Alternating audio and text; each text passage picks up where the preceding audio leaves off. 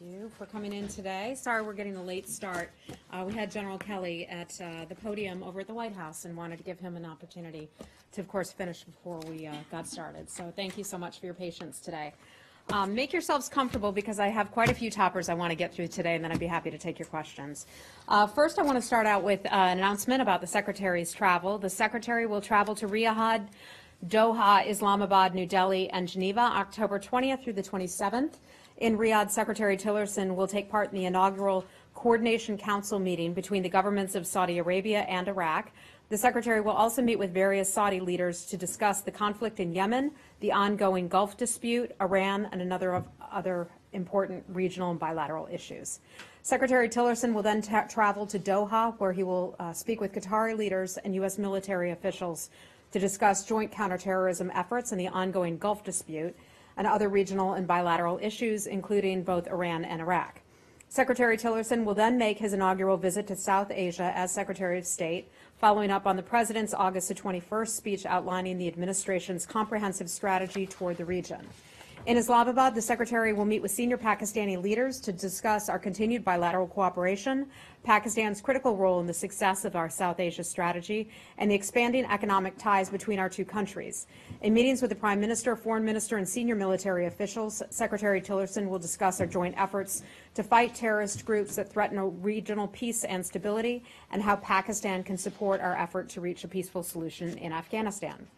At the invitation of Indian Minister on External Affairs Sushma Swaraj, Secretary Tillerson will then visit New Delhi. He will hold consultations with the Ministry of External Affairs and other government leaders from India to discuss the implementation of the ideas he outlined yesterday in his speech at CSIS, defining our relationship with India for the next century. He will also pay his respects to the memorial of Mahatma Gandhi. In Geneva, the Secretary will meet with the Office of the United Nations High Commissioner for Refugees, International Organization for Migration, and the International Committee of the Red Cross to discuss Afghanistan and Pakistan, and also a number of current global humanitarian crises, such as Burma and also Syria. Second thing, I'd like to give you an update on the Deputy Secretary's travel to Asia. Deputy Secretary John Sullivan continued his official bilateral engagements with the Republic of Korea on October the 19th. He met with the National Security Advisor Chung to discuss concrete ways to address the DPRK threat, improve U.S. ROK economic ties, and coordinate on other important regional and global issues. The deputy also exchanged views with a group of DPRK defectors and also to learn more about life and perspectives inside of North Korea. Deputy Secretary Sullivan enjoyed engaging staff at the U.S. Embassy in Seoul. He also spoke with our people at the U.S. Consulate in Busan. He addressed U.S. foreign policy priorities in the region and wanted to convey a deep appreciation to the American and local staff who advance those priorities. Additionally, during his visit, he went to the Yongsan Garrison and the Demilitarized Zone with U.S. Forces Korea Commander General Brooks. The deputy saw firsthand the acute threat posed by North Korea, and he also enjoyed exchanging views with our U.S. forces who are stationed there. Next, I'd like to bring you a little new information on Raqqa and the pending liberation of Raqqa. On Wednesday, our Department of Defense colleagues announced that Raqqa had been 90% cleared. They have now upped that estimate to more than 95%, and we continue to see progress every day. We're continuing to support the Syrian Democratic Forces to pressure the few areas where pockets of ISIS fighters still remain. The SDF's deliberate approach to liberating Raqqa took tremendous sacrifice and professional patience, but at the end it saved countless lives. Over the past few days, we've seen significant progress in the city, and thousands of civilians were assisted to safety by the SDF, which allowed them to accelerate their efforts to clear what remains of ISIS's weakening grip on the city. The State Department, along with the Department of Defense and USAID, has been planning for ISIS's defeat in Raqqa for more than a year now, and we are already working with local partners to provide assistance in areas liberated on the road to Raqqa, including Ain Issa and also Tabqa. Although extremely dangerous due to extensive damage and remaining explosive remnants of war, we are working with the partners and the coalition to address immediate priorities. The priorities include providing for the urgent humanitarian needs of internally displaced persons, IDPs, who have fled the city to the surrounding areas, clearing the explosive remnants of war, such as IEDs and mines, from critical infrastructure such as hospitals, roads, and schools, support efforts to establish basic security, reestablish essential services such as water, electricity, health services, infrastructure rehabilitation to stabilize and promote a return to normalcy, and ultimately create the conditions to allow the voluntary, safe return of Syrians to their homes. We are also engaged in efforts to support local officials, such as the Raqqa Civil Council and the Tabqa Civil Councils, in their efforts to take over responsibility for post-liberation security and also governance on the condition that they are representative, civilian-led, and credible in the eyes of the people they serve. While we're on the verge of victory in Raqqa, it's important to remember that we will have a lot of work left to be done to defeat ISIS, both in Syria and Iraq, and to defeat ISIS's global network. Beyond Iraq and in Syria, the 73 partners of the global coalition are working to deny ISIS safe haven among its branches and affiliates and sever its ability to recruit, move foreign fighters, transfer funds, and spread false propaganda over the internet and social media.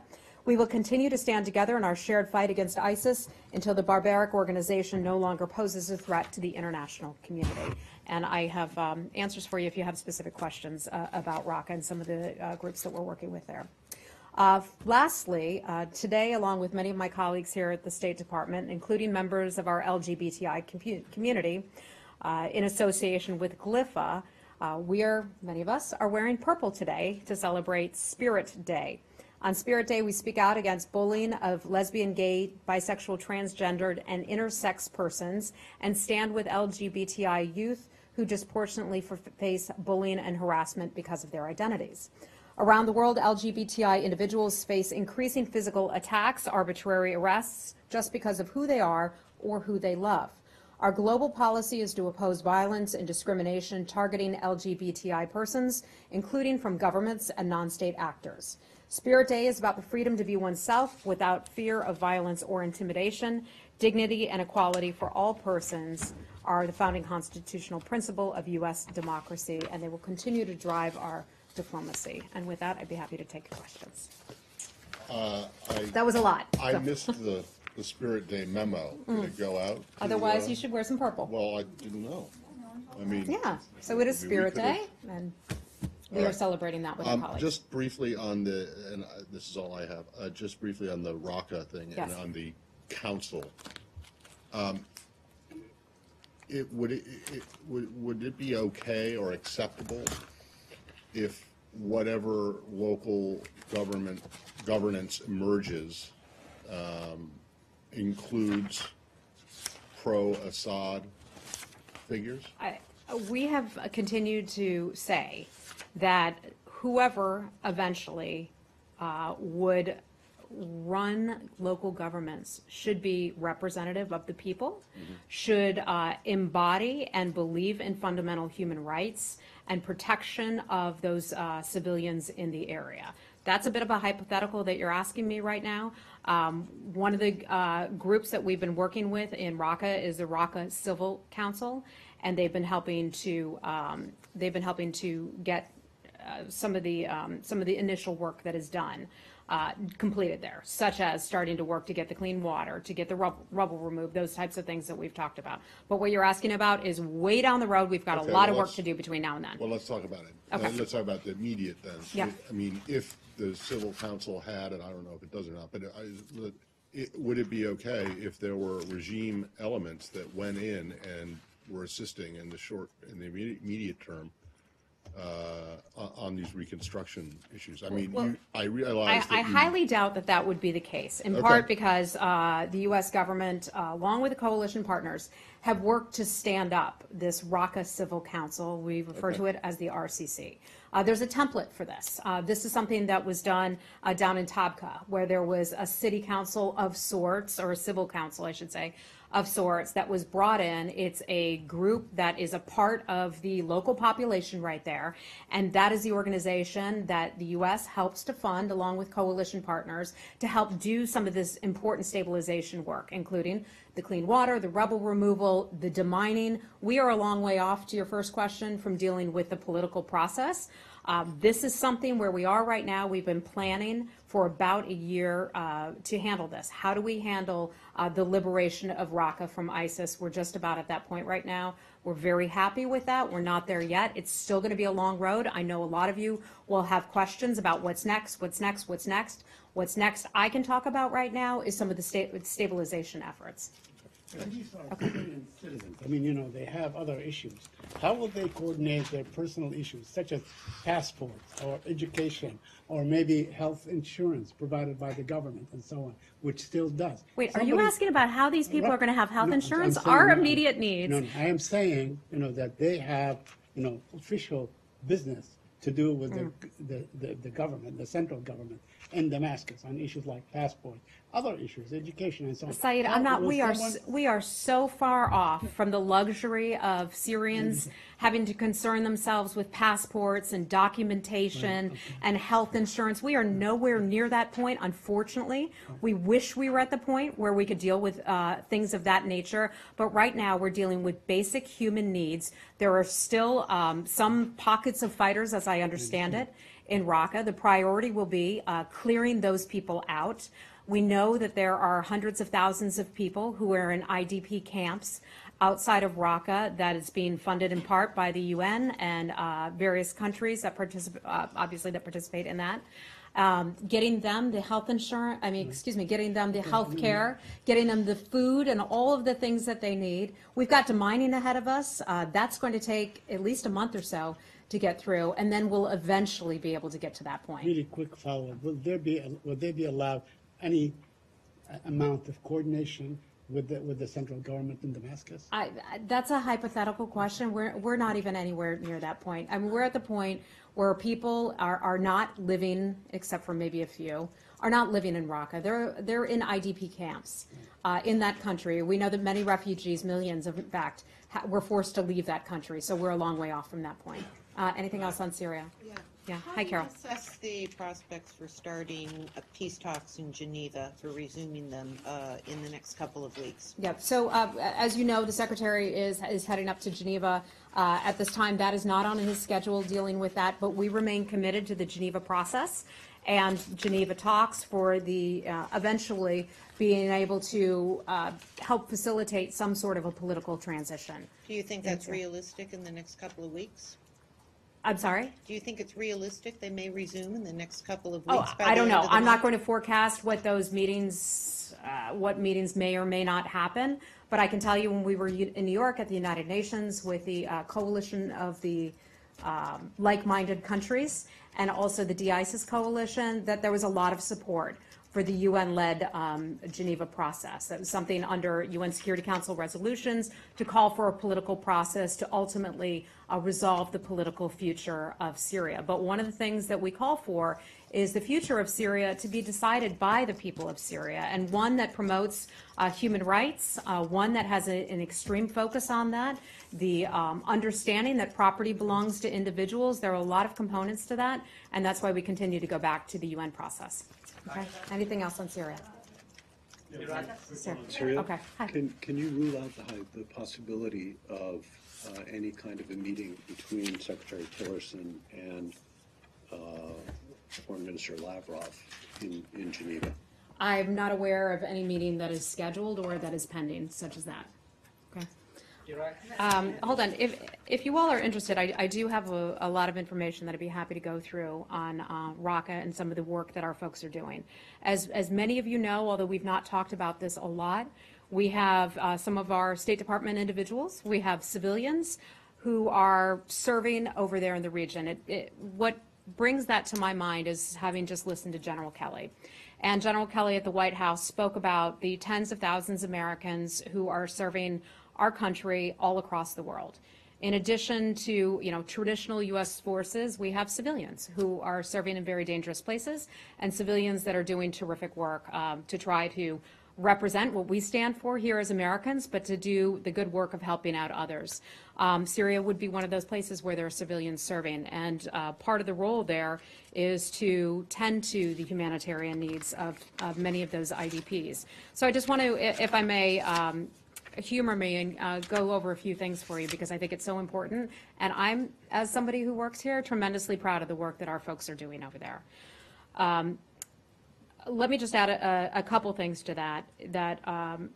There are some of the areas that are outside Raqqa where people have actually started to return, not to the internal city of Raqqa, but to the outside of Raqqa. And I think that's significant, and that gives us a lot of hope. Dealing with this area in Raqqa has been very different from dealing with the situation in Mosul that we talked about a few months ago or a month or two ago. One of the key differences is that in Iraq, for example, you had a central government. You had a government, you had people who were closer to home.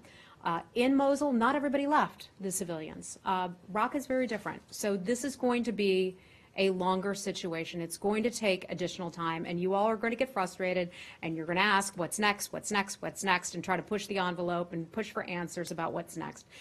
And that is why we'll come back to say, you know, we are not near that point just yet to be able to jump ahead and determine a political process and all of that. Because there's so much work left to be done. The demining, as I've mentioned, is something that the U.S. government is very involved with. Through our partners, through our NGOs, the United Nations is a huge, huge part to that, and they've done so much good work right there. So thousands, I'm pleased to report, have been able to move back into the outskirts of Raqqa. Additionally, I want to mention once Raqqa is liberated, we see it up to the locals to decide their future. We're working with a range of local partners, including some of the local councils, early recovery teams, and also civil society groups to try to meet the needs of those civilians who will eventually be returning. The fight there has been incredibly, incredibly complex. We have seen what ISIS has done to the communities there. We've seen the bombs that they've strung up. We've seen the IEDs. We've seen the booby traps. This is going to take a lot of time and dedication on the part of our folks who are serving over there, and also the good work of many of the NGOs. Our people, as I was speaking with them today, and I spoke to one of our colleagues serving in the region earlier today, said to me that there is no place in the world that is more complex than Syria right now. What is achieved will be all the more remarkable, she said. It'll be months, if not longer, before Raqqa is safe for residents to return home and for life as normal can eventually resume. A couple other things I want to mention, just some statistics about some of the humanitarian assistance. So far, UN agencies have delivered food assistance to more than 260,000 people in northeastern Syria affected by the Raqqa campaign. UN agencies continue to pre-position supplies using overland access. In the month of June, more than 207 trucks successfully arrived with humanitarian supplies in Qamshili. I hope I'm pronouncing that correctly. The UN has food stocks ready to feed more than 50,000 people for 1 month once Raqqa City is accessible.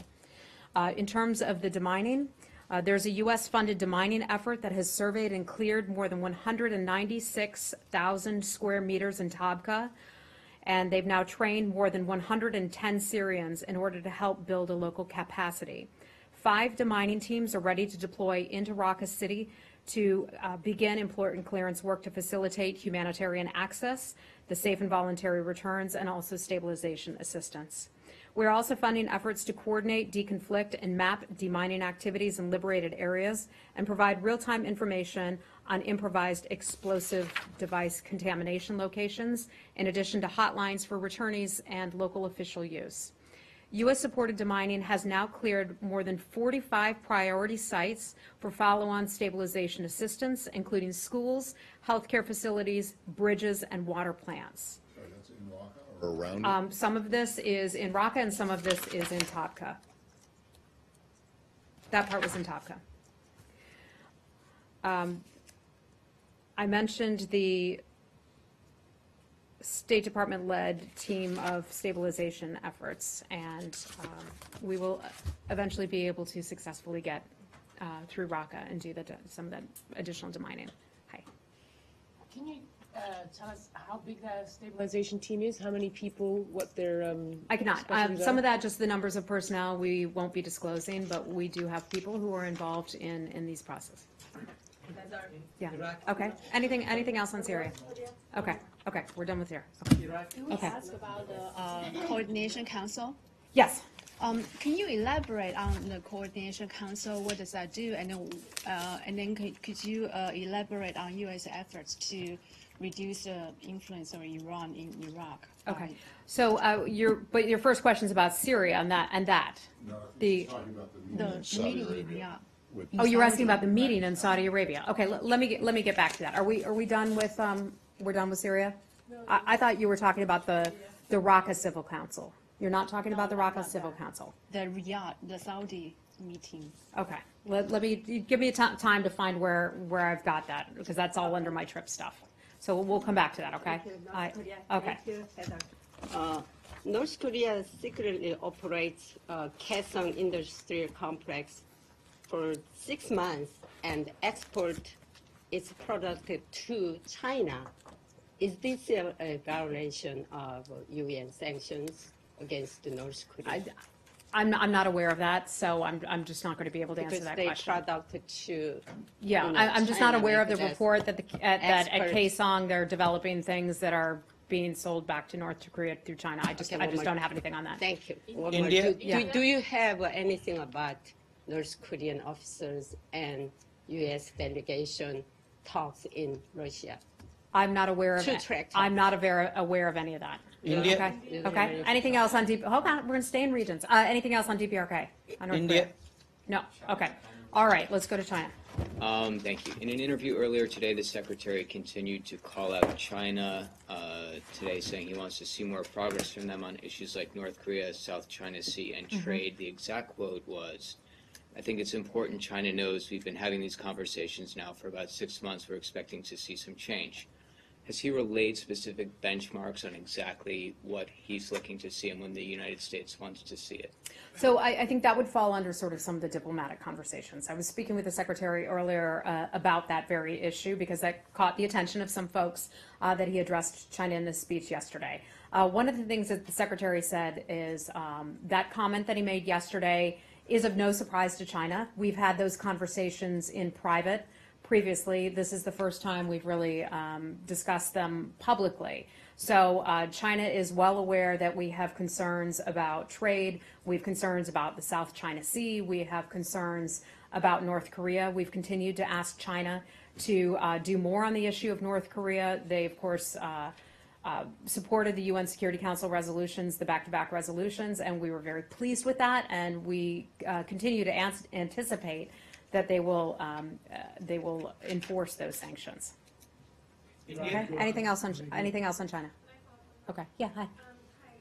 Was there any response from China after the Secretary's speech? Not that I'm aware of. So he hasn't spoken with his Chinese counterparts. I don't have any calls to provide you on that. Can I go to Iraq? Okay. Can All I go right, very quickly to the Palestinian-Israeli Okay. issue? Are we done with China? Anything else on China? Okay. Go ahead. done. Right, Miss. Regarding U.S.-China trade relations, will the Trump administration continue to the 301 investigation? Will we have a what? The 301 investigation? I'm sorry, I don't understand.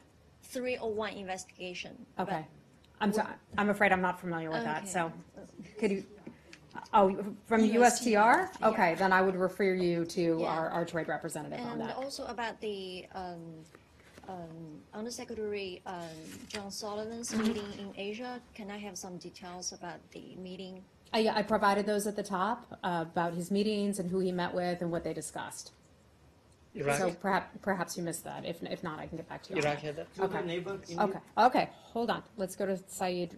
Very quickly, this morning, American envoy Jason Greenblatt issued a statement saying that if the Hamas to be a member of the Palestinian government, the unity government, it has to recognize the state of Israel, it has to disarm, it has to abide by all international agreements. Now, this was not conditions that were placed by the United States in the past. They were placed most recently by Prime Minister Netanyahu. So is this a new position?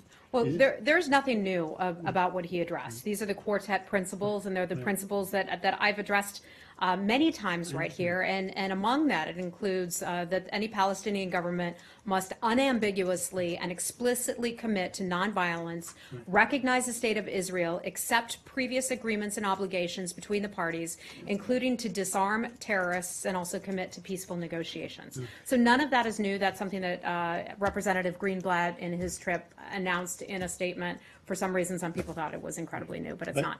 But, Mr. Netanyahu. Why did he make it then? I have not spoken with him, but I think it's laying out our principles. But- And it's always good to, just as you get annoyed with me when I go back and reiterate points that I've made in the past, I imagine he was simply doing that, Oh, okay. reiterating the All right. points. And for some reason, some people had been asleep and didn't realize that we had stood behind those points previously. Then you wouldn't just randomly day, say, yeah. one China policy, just for no reason at all. No, mean, look, why- they were talking about the Hamas-Fatah reconciliation, All right. so I think this plays very well into that. But you're saying, If I may follow up, Mr. Netanyahu said that the resumption of talks must be conditioned on that with the Palestinians. So that is something new.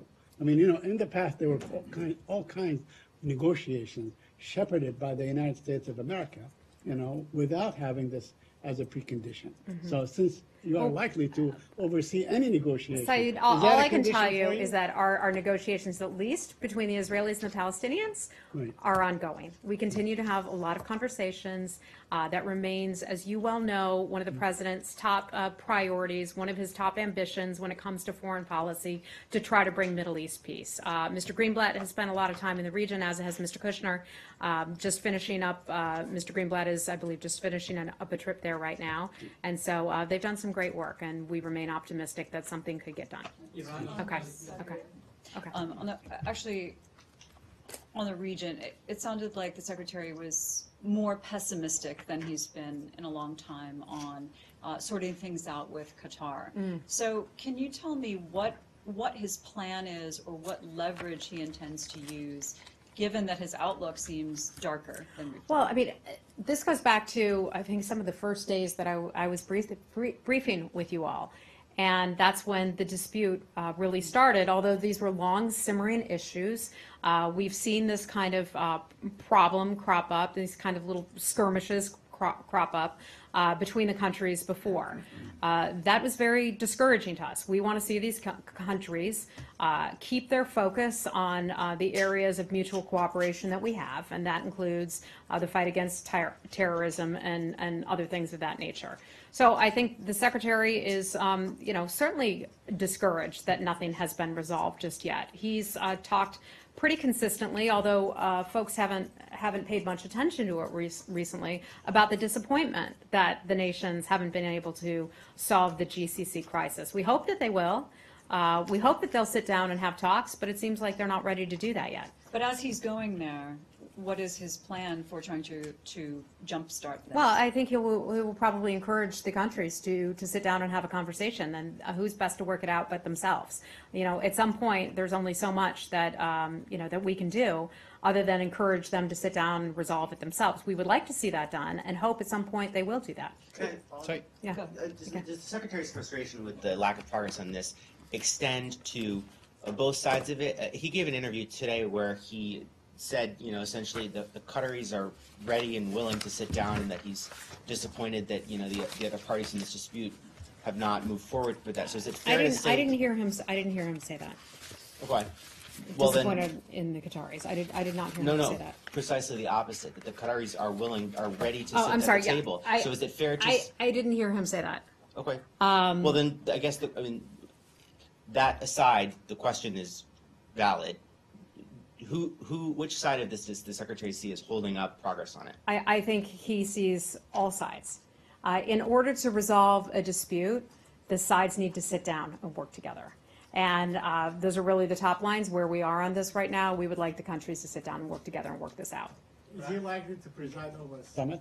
Not that I'm aware of. I don't have any information on any particular meetings. Okay? Shall we? What leverage does he think, when he sits down in Saudi to try to sort this out, which has been his goal from the start, What kind of position of strength or So, leverage do you think he comes from? There are a lot of issues that we have to talk about in various meetings. Among the issues that the Secretary will be addressing will be Iraq with the Saudis, for example. So it's not just the GCC crisis that will Right, come up, right, but although we on would this like, subject, although we yeah. would like to see that resolved. Okay? But, look, you're not going to be able to force governments to come together and work together if they're not willing to do so. So there's only so much leverage that one has. We can encourage them to continue to work together. We can encourage them to say, hey, keep your eye on the ball, that you're losing ground when it comes to cooperating on terrorism and other areas of mutual interest. We can encourage them, but we can't force them to do something that they're not willing to do. And I think that's why he's discouraged. Okay, let's move on to Iraq. Hi. Thank you. Just two questions. The United Nations has published a report documenting lootings and burning down dozens of houses belonging to the Kurdish people in Diyala province and parts of Kirkuk. Yeah. Have you seen that report by the United Nations? I saw a headline about that. I don't have any details on that. I think I would go back to saying that we call upon all sides to refrain from violence. We would like to see a unified, democratic Iraq. We've been engaged in this process. We recognize that the Kurds have some legitimate complaints and concerns. We recognize the Iraqi constitution and that Iraqis have worked with the Kurds on a coordinated effort to start moving north.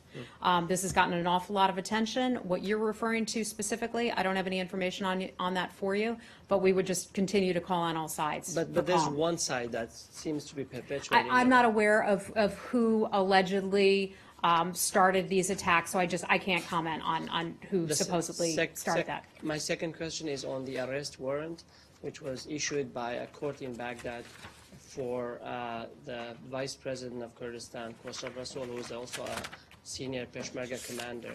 Would you condemn that court? Yeah, all I can tell you is that that report, we've certainly seen that, and we just have to refer you to the government of Iraq and the Kurds for that. So you have nothing to say about? Look, we continue to work with officials in the federal government and also in the regional governments to try to promote peace and stability and reduce tensions and to encourage dialogue. But we're aware of these reports. They're fairly fresh, so I'd have to just ask you to speak with the government now. Okay? Anything else on Iraq? Okay. Hi. I know that this was discussed a bit on Tuesday in the briefing, but I wanted to follow up on reports that Soleimani and specifically Iran played the key role in negotiations that allowed the Iraqi forces to go in and take Kirkuk. And I wondered if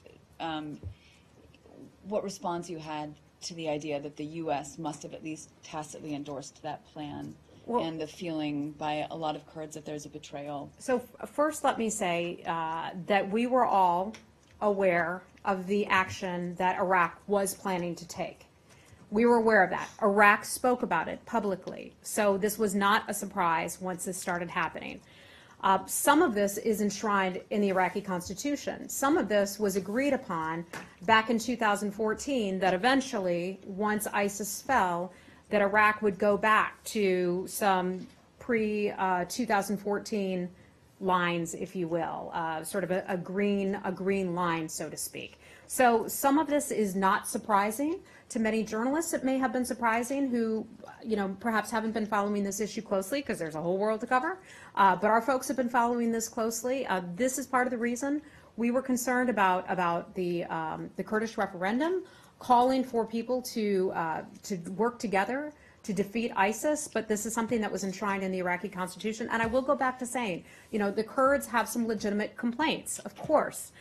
There were things that were supposed to be done under the Iraqi constitution that my understanding is have not been fulfilled just yet. We hope that everyone will go back to and follow through on the Iraqi constitution. But following up on that, is there any concern about the role that Iran still appeared to play in this, just as far as it's seeming to contradict this idea of wanting to prevent Iran's influence? Let me say, Iran is always a huge concern of ours, not just in Iraq, but throughout the region. Matt likes to make fun of me as I talk about the Iranian regime. And when the Iranian regime shows up, bad things tend to happen. That is a fact. We know for a fact that U.S. service members have been killed by Iranian-led militias in the past. We know that. That has always been a major concern of ours. But this operation that took place to go north, for the Iraqi government to go north, was something that was coordinated with the Kurds. That is our understanding. This was not a surprise. It was coordinated. And I'm not aware of any Iranian involvement in that per se. I know a lot is being made of that, but I just want to underscore what a huge concern Iran remains for us, not just there, but throughout the entire region. Well, it's not just journalists who may not have been paying attention because they were focused on other things going on in the world. I mean, there's Senator Cruz has put out a statement today accusing the government of Iraq of basically getting into bed with Iran and saying that unless they stop being or acting as Iran's puppet, the U.S. should reevaluate its relationship with Iraq. Well, So, I think we would certainly remain concerned about countries developing too cozy of ties. We have seen an increasingly good relationship between Iraq and Saudi Arabia, for example, as we saw the opening of the not the land bridge, the border crossing. Thank you. That can help with commerce. We saw that a month or two or so ago. We have seen various governments in the region talk about wanting to participate in reconstruction of some of these countries, Iraq and Syria. We would absolutely support that and would certainly welcome some of those countries taking part in that. So I guess I would go back to saying, there are other angles that we can certainly be a part of working when it comes to trying to balance out Iraq. and when you say that the advance north was coordinated with the Kurds, was it not all the Kurds it was coordinated with? Well, perhaps there are a few people who didn't know about it, but my understanding is that the government of Iraq and the Kurdistan Regional Government were in contact about this move forward. Okay. This is not true. I just want to because all the those are the reports that I'm getting. To be honest, because like almost 90% of the government of Kurdistan, including almost 80% of the officials within the PUK, from which 2 senior officials coordinated with Iran and Baghdad. Okay. Only 2 senior officials, 2 security officials coordinated this, and everybody else is opposed. I don't have any information on what you're telling me, so I'm sorry. fact. I don't have any information on what you're telling me. Should we move on? Okay, wait, hold on, one more on this, and then we'll go to you, Ilhan. Secretary Tillerson called Prime Minister Abadi on Tuesday. He still hasn't spoken to any Kurdish leaders since the referendum happened. Is that for a particular reason? Well, I can certainly say that we have plenty of people on the ground in Iraq who've been speaking with Kurdish leaders and also leaders in Baghdad. From Brett McGurk, who has been there handling a lot of this, to our ambassador who is serving there as well. So I know those conversations have been ongoing, and so that should not be an indication that we are not interested or that we don't regard that as important. We have people who are having those conversations all the time. You're not boycotting the Kurdish government because of this referendum? I certainly don't think so. We would like for a unified democratic Iraq.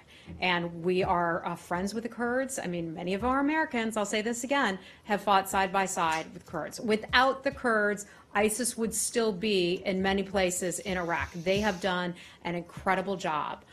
A terrific fighting force, but we continue to call for a unified democratic Iraq, and that hasn't changed. But if the Kurds feel like they're not getting the support that they want from the U.S. government, why wouldn't the Secretary make that call? Obviously, him making a call has a certain impact. He's on the phone. Let me just tell you, he's on the phone constantly. I'm not ruling out that different calls won't take place, but to my awareness, nothing has happened just yet.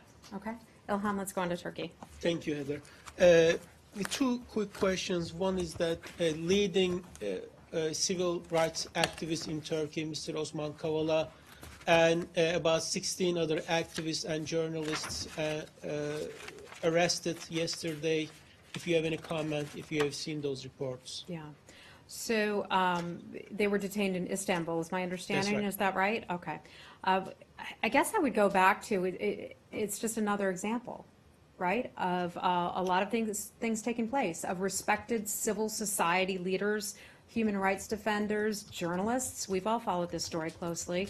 Academics, also activists detained in that country. The detentions are often made without very little evidence, very little transparency, and we consider that to be a very alarming trend in that country. We've expressed to the Turkish government our concerns on many occasions about this trend, the trend of curbs on free speech, detentions, the overall erosion of democratic society there, so it remains a major concern of ours. We also believe that a detention such as his chills the public debate. And when you chill the public debate and you prevent people from speaking freely and communicating freely, that harms its society. So it's something we're watching very closely and is a concern of ours. Thank you. A second question, there are visa talks going on in Turkey, and the State Department yesterday stated that there is substantial progress. I was wondering what's the latest on that? Okay. Our Deputy Assistant Secretary for European and Eurasian Affairs, Jonathan Cohen is his name. He traveled to Turkey. He recently met with Turkish officials there. Those talks were described to me as productive, that they made substantial progress in the overall agenda. We will remain engaged as a matter of priority to address the relevant issues with a view to restore normal visa procedures swiftly. So that's good. That is some good progress. We also talked about the composition and the terms of reference regarding the proposed joint working committee and agreed that the decision would be finalized soon. Anything on the release of those two workers? I don't have anything new for you on that. I can just tell you that they are still being detained, our locally employed staff. And they still haven't presented you with the evidence that they... We have not. We have yet to see any evidence. So is it possible to resolve this visa thing without their release, or without them providing you with some evidence that they might actually, that they should actually face trial? The simple answer is I don't know. I don't know. I'm not going to get ahead of some of the discussions that we're going to have. No, I understand it, yeah. but it sounds as though, or it sounded as though at the beginning when this began, when this started, that until and unless the Turkish government stopped doing this, arresting your employees, or provided some proof that what they were doing was legitimate law enforcement activity, that you could not you questioned their commitment to the safety and security of the embassy and its staff, and so that was contingent on. We do not want any more people arrested. We have lots of questions, but the guys but the two people who are in there now, is their freedom or the Turks presenting some kind of evidence that shows that they should be brought to a trial? Is that a requirement for you guys to restore the visa? All I'm going to say, because we want to be able to make progress on this, additional progress, is that some substantial progress on the overall issue has been made, and I'm just not going to go beyond that. Sorry, Matt. Okay, and we've got. Okay. Oh, I know you're so anxious about that. How are you? Good to see you. Thank you very much. The question is, please, given the visa arrangements now with Colombia, to be able to access visas for families who wish to reunify here from Cuba and the United States, they would have to remain, the Cubans requesting this a few days in Colombia. That's pretty costly for a Cuban family. Is there any other way that they could arrange to have their visas processed, not necessarily in Colombia? And in that sense, has the United States already spoken with Colombia to facilitate the processing of the visas? Yeah, I'm afraid I don't have anything for you on that. I understand that it is a convenience, an inconvenience for people to have to go elsewhere, to go to another country to try to get a visa. I get that. Families want to be together. The reality of the matter is that we have people who are serving in Cuba who have needed to come home. We have very limited staff there at our embassy in Cuba, even though we still do have diplomatic relations there. And the staff that remains there has to be dedicated at this time to American citizens who may need their assistance. And I'm sorry, we're just not able to help at our embassy beyond that now. Ms. Nauert, and there's a case, there's a report of a U.S. citizen who has been arrested in Cuba by the name of Lopez Millares and accused of spying. Do you have any information? This is the first I'm hearing of it. I'm sorry, Thank you. I don't have anything for you on that. Okay, we've got to wrap it up then. Okay. Time is running up, so just one minor quick question. On Indonesia. Okay. If you have any. Do you have anything to add on the recently declassified documents which show the United States had knowledge of the mass killing in the mid-1960s? Yeah. So I don't have a ton of information on that, but I can tell you the organization that put out that information is not affiliated with the U.S. government. That's a part of George Washington University. They posted those declassified documents. The State Department, we work with the National Archives in order to release declassified documents that are of interest and import to the American public. We have introduced, my understanding is that back in 2015, we released a lot of documents pertaining to this exact incident. We sent out or provided publicly a large number of documents to try to shed light on the foreign relations of the United States and Indonesia. This all occurred back in the 1960s. So a lot of this predates us, but we've made that information public. Okay? Thank you. All right. Go ahead. Go right ahead. I mean, it doesn't predate all of us. Let's just to say that, one. But a lot of us. But secondly, are you suggesting that the report from the National Security Archive is somehow misleading or erroneous? I've not read through that report, so I'm not. I don't think. It's a pretty damning report. I've not heard anyone here dispute the contents of any report. That's not something that I've heard. I'm just curious as to why there could be someone who is disputing that. I just want to make it clear that we released much of this information a few years ago, and I want to make it clear that the George Washington University declassified documents that they released, that's their own thing. That has no affiliation with the U.S. government. I understand that, but your separation of the government from the security archive at GW, you're not intending to suggest that the documents that they used are somehow not valid or fake. I have not heard that. I have not heard that. Okay. Last. Go ahead. Mr. Tillerson just said at CSIS that U.S. is going to have dramatically deepened relationships with India, and he also said, I quote, that security issues that concern India are concerns of the U.S. So does it mean that next time when India is in conflict with other countries like Pakistan, India will get full support of the U.S. or?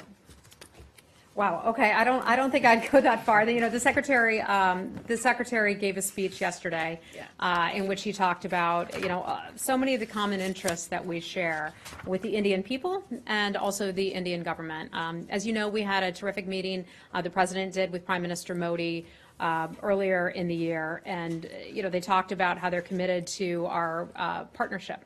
There's a lot of work that we can do together with India, whether it's military exercises, as you've seen earlier this year that we conducted with India and a few other countries as well, to intelligence and counterterrorism, to infrastructure work that they are participating in Afghanistan, which we are very grateful to. There are a lot of economic ties. We have a lot of Indian Americans here in the United States, and we have so many Indian students who are studying here in the United States. So I think the Secretary was really trying to underscore the importance of that relationship with India and recognizing that we have a lot of areas where we can, where we have mutual cooperation. Frequent exchange of files between India and Pakistan. So when it happens next time, does it mean that the U.S. have to take sides or things like that? I think that we are always very cautious about addressing those issues, not wanting to contribute to any additional tensions. Okay, last question. Hey, Cindy. On Yemen, a bunch of lawmakers are also expressing concern about the humanitarian situation and putting together a resolution to limit U.S. military activities there to just targeting al-Qaeda in the Arabian Peninsula. Could you give us an update on the diplomatic work that is going on there? And I know that the Secretary will be discussing that also. Yeah, so that is an area of major concern. I mean, we have seen, Yemen, the crisis there as being one that's man-made. We've seen the world's worst cholera outbreak in Yemen. 842,000 suspected cases of cholera, 21 million people, 75% of Yemen's population in need of humanitarian aid. This is an issue that I know the Secretary, when he sits down in many of his bilateral meetings, will bring this up. How do we solve this problem? How do we get the aid to the ports there so that we can get that aid to the people? How do we address all those things? So I can assure you those conversations are ongoing in terms of specific meetings or calls. I just don't have anything to provide you, but I can look into it and talk with our folks and see if I can get an additional update for you. Can I follow up? Yeah. I mean, obviously, the Saudis being a major party to the conflict, I would assume that this would be a big issue when the Secretary goes Yeah, to... and I read out at the top today that was one of the issues that the Secretary would be discussing with the Saudis. When you say it's a man-made Well, through this situation.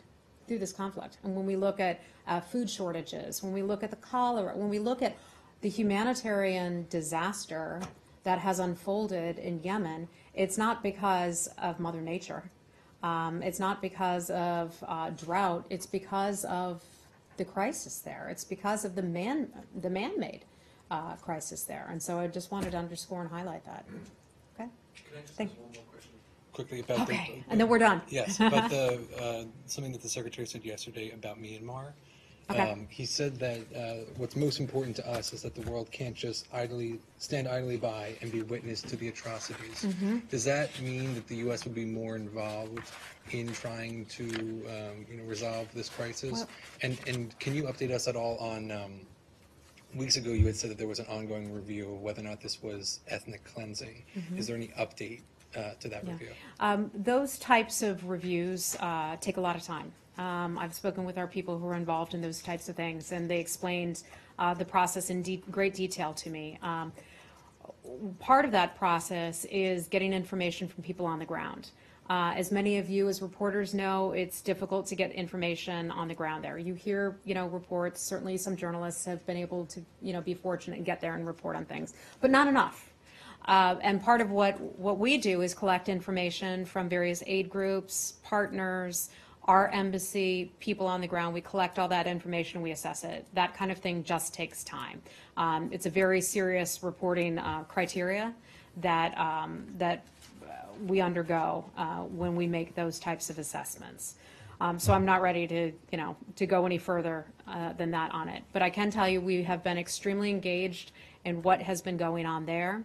I believe we provided a call readout when the Secretary spoke with Aung San Suu Kyi on, I believe it was September the 19th. I know that we have had many conversations, not just with our ambassador, Marcel, but also one of our DASs, one of our Deputy Assistant Secretaries, Patrick Murphy, was recently over there, and he was able to tour through parts of the northern Rakhine state and take a look at some of what's going on. We've provided, I think, $104 million. Last time I briefed you on this, it was 96. Now it's $104 million in humanitarian assistance for displaced people, both in Burma but also in neighboring Bangladesh. So the United States government has been incredibly committed to this. We continue to call upon the government to allow in more humanitarian aid groups and to allow in more reporters so that we can more accurately get information on the ground. Okay. If I have anything else for you, I'll let you know. Thanks.